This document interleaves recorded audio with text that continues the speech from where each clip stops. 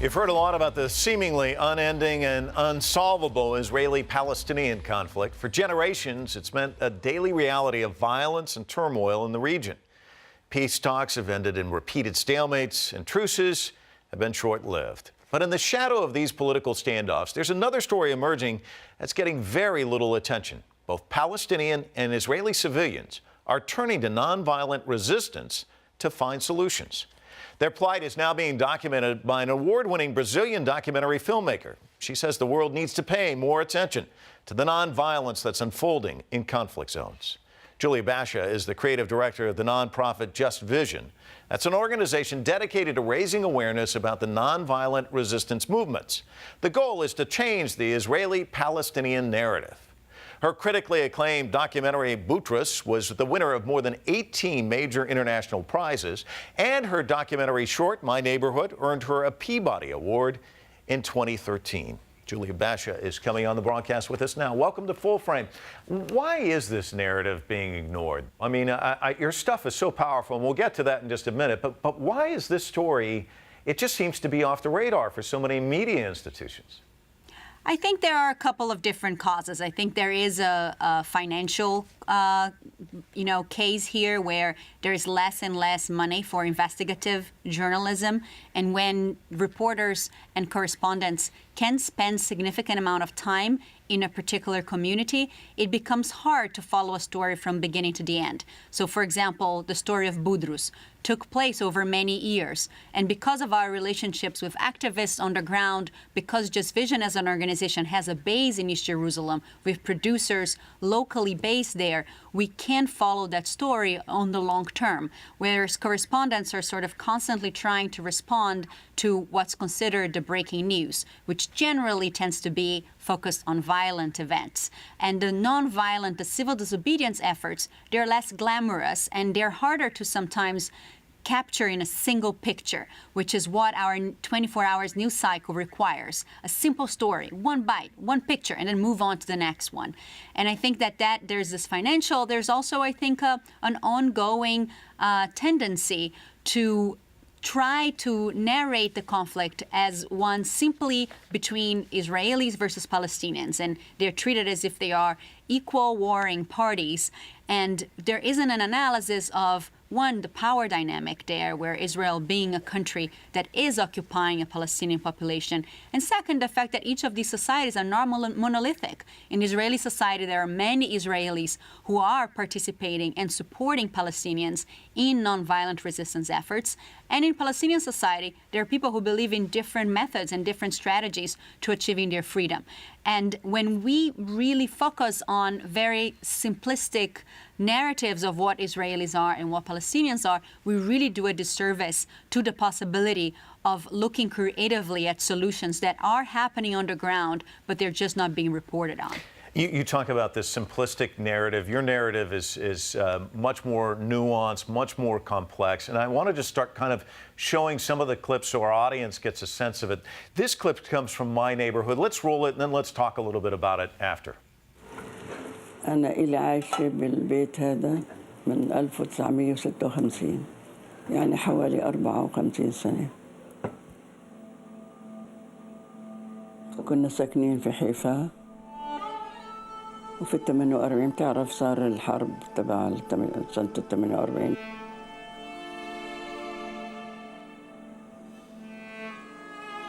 جيت أنا للقدس، يعني استأجرنا بيت بالأجار، بعدين أجت الوكالة بعد مدة قال في مشروع بناء واللي بحب يقدم للبناء. قمنا إحنا قدمنا طلبات وطلع لي هذا البيت. قعدت فيه أنا وجوزي وولادي وابني. لا شفنا يهود ولا بنعرف اليهود ولا شيء. يوم من الأيام ما شفنا إلا واحد جاي يقول إنه هذا بيتي هذا أرضي. يعني من يومها لليوم وإحنا في عذاب الله. So one of the things I really like about this clip, Julia, is it's not just a 20-second soundbite. You know, you get the nuance. Here's a woman who's lived in this house for 54 years talking about her life, and now all of a sudden somebody says you've got to get out. And I think it gives a more textured, layered look at this issue. Can you tell us a little bit more about this elderly woman, what's happened since, and why was it important to put this in My Neighborhood? The story of My Neighborhood really tackles something that is urgently missing out of the mainstream media coverage of Israel and Palestine, which is a process of transferring Palestinians out of their homes in East Jerusalem, which is supposed to, according to most international agreements, become the Palestinian capital of a future Palestinian state. And the story that we are focusing on in My Neighborhood specifically is that of Mohammed and his family. And the woman that you just saw in that clip is Mohammed's grandmother, who is about to be kicked out of her home for the second time. So she is going to lose again her home, her livelihood, her community, where her family has, where she has built a place for her family to be, accepting that the place where she comes from, the area that she comes from, is now in Israel proper, and she has given that up in exchange for a home in East Jerusalem that now she's being forced to give up again for Israeli settlers. And it's important to touch on that because I think we miss sometimes the sort of historic arc of what is happening and the process of displacement of the Palestinian population that is recurring. But most importantly, really what we want to talk about in this film is not only to talk about the problems, right? Because often I think our media does emphasize all of the terrible and horrible things that are happening in the world, but actually to look in the same way that we talk about the complexities and the problems happening on the ground, to then offer some solutions, and solutions that are happening organically, indigenously, by Palestinians with the support of Israeli activists. And My Neighborhood chronicles that. It chronicles the story of this teenager, Palestinian boy, who lost his house to Israeli settlers and then finds partners in Israeli activists who are outraged by what's happening in East Jerusalem and start a movement of demonstrating against the Judaization of East Jerusalem, which is a process that is going on for many years but had accelerated in particular during the time of our filming. And I just wanted to share, our team, we are a mixed team. We are Israelis, we're Palestinians, I'm Brazilian, and we actually have worked for the last 10 years out of this neighborhood, which is called Sheikh Jarrah. So we have personally witnessed the transformation of a neighborhood that is traditionally Palestinian into one that is being taken over by Israeli settlers. And that's very grave and has potential huge repercussions to geopolitical dynamics in the entire Middle East. Let's take a look at a clip from Boutros, which is this fantastic documentary. And really, why don't you set it up for us? What is the overarching story when we look at this film? Boutros is the name of a West Bank village that, like many other villages in the West Bank, was going to be destroyed by the construction of Israel's separation barrier beginning in the early 2000s.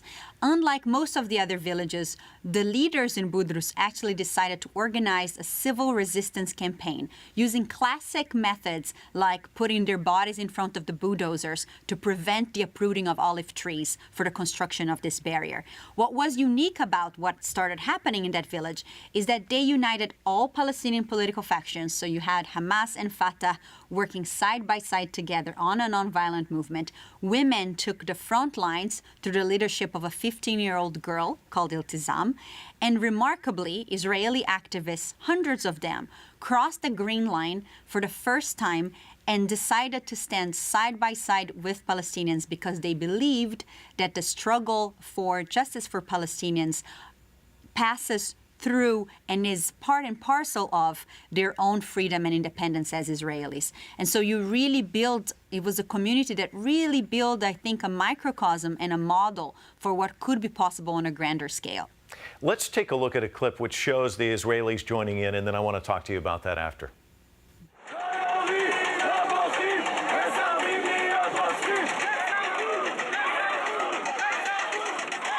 إنه إحنا كنا نسمع إنه هناك إسرائيليين ينادون يعني بالسلام مع الفلسطينيين، لكن ما رأينا اندفاعهم الحقيقي.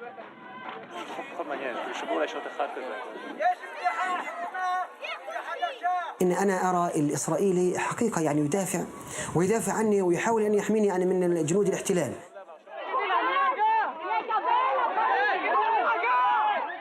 يعني الشيء يعني مستغرب إني أرى يهودي يقف بجانبي والعدو المشترك لنا هو يهودي، لكنه جندي احتلال يحتل أرضي. وكذلك نوجه التحية للإسرائيليين الذين وقفوا أيضا معنا في هذا اليوم، ومن أيام من قبل أيضا وقفوا معنا نفس الوقفة في دفاعنا عن أرضنا وعرضنا. One of the things that really strikes me is this gentleman that you interviewed saying it was strange to see a Jew standing side by side with me. And you caught this, and I think that's a story that we just don't see in the media.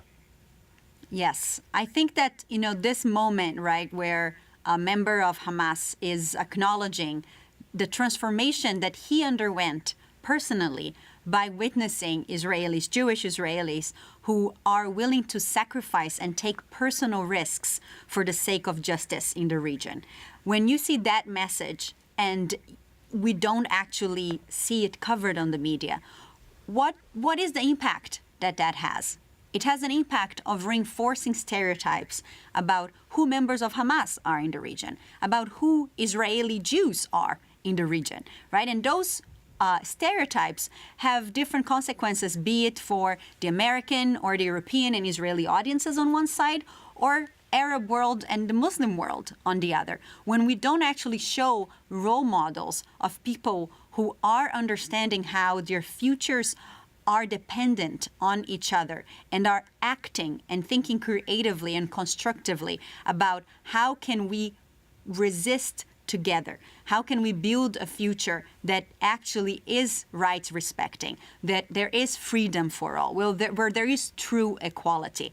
And then we start breaking down some of these stereotypical images and looking at the people on the ground as full, complete human beings that have fears, that have hopes, that have ideas, that have creative actions, and not simply as bystanders of a movement led by leaders that are completely taking both of their societies into a path of further and further destruction. Well, speaking of role models, you touched on this earlier, the women, just remarkable in this. Let's watch a clip of, there's this young girl who's just phenomenal. Let's watch this clip and then let's talk a little bit about it.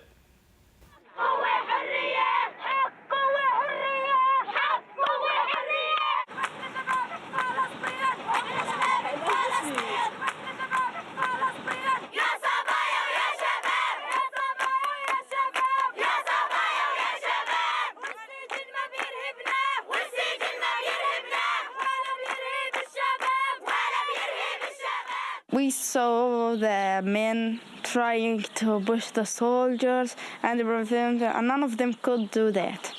But I think the girls could do it.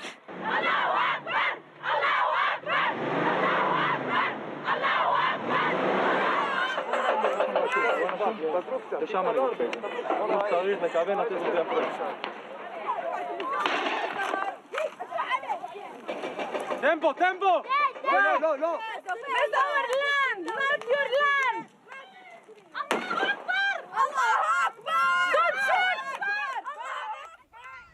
There's so much to absorb in just that short clip, but the one thing that resonates for me is the girl saying, I think the girls could do it, and that little wry smile she has. I mean, it speaks volumes, doesn't it?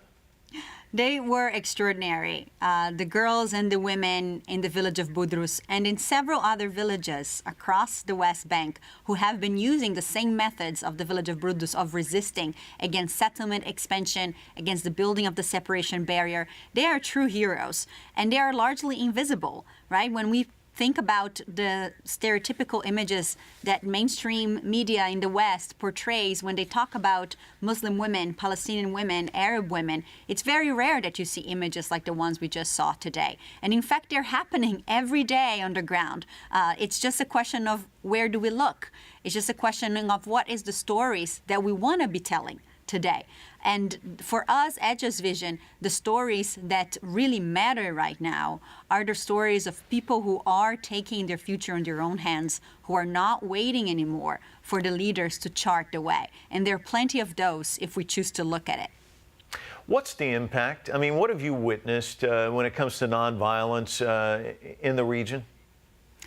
We have witnessed localized victories. So in the case of Budrus, for example, because of the organizing of the village, the separation barrier, which was going to originally be built in the middle of the village, passing through the cemetery, confiscating 40% of their lands and surrounding it, so ultimately forcing the community to transfer somewhere else. The barrier was, after the protests, because of the protests, built on the Green Line. And so there's still problems with that because the barrier should not be built according to all of the legal rulings that our international organizations have made on this issue. But the community was preserved and the community is there and the village has managed to stay where it's been for centuries. So that is a small victory of nonviolent resistance. In the case of the story of my neighborhood, the jury is still out. And we very much wanted to tell the story early, and that's why we did it actually as a short film, because what's going to happen to this neighborhood is going to depend on the level of international community engagement and pressure. And we wanted the film to raise awareness about what's happening so that people can be asking serious questions about the future of this neighborhood and the future of East Jerusalem. What we can say is that Mohammed, fortunately, still remains on the back of his home. So at least his family hasn't been kicked out of the last half that they were given once the settlers took over the first half. But his future and the future of that community is largely dependent on how much people care about that. And if people don't care, it's because they don't understand the potential repercussions and impact if Palestinians are not given the chance of having a space in Jerusalem. I'm struck, as I mentioned earlier, by that teenage girl and that smile and saying, the girls could do that. And I want to ask you about your role as a woman filmmaker in the region. Has that been a hindrance, or is it one of those cases where you say, well, a woman could do this perhaps better than a man could? Does it give you any benefits, maybe? It's interesting because I have never self-identified as a woman or a female filmmaker. I've just always seen myself as a filmmaker. But it is true that when you are in the region, those things matter. And what I have found is that being a woman actually has opened a lot of doors because the women are seen as more easily incorporated into the family environment and as less threatening. So I could get closer to the family that was leading the protest, Ayed and Iltizam, the young 15-year-old girl, and spend time with the women in their homes and in more intimate moments that I think would have been a lot harder if I was a male filmmaker. So I think that there's obviously those advantages in the sort of building those relationships of trust, I think has helped being a woman. Julia, thanks so much. Really enjoyed this. Thank you so much. Coming up next, this week's full-frame close-up on a Mexican artist who is transforming weapons into instruments of peace.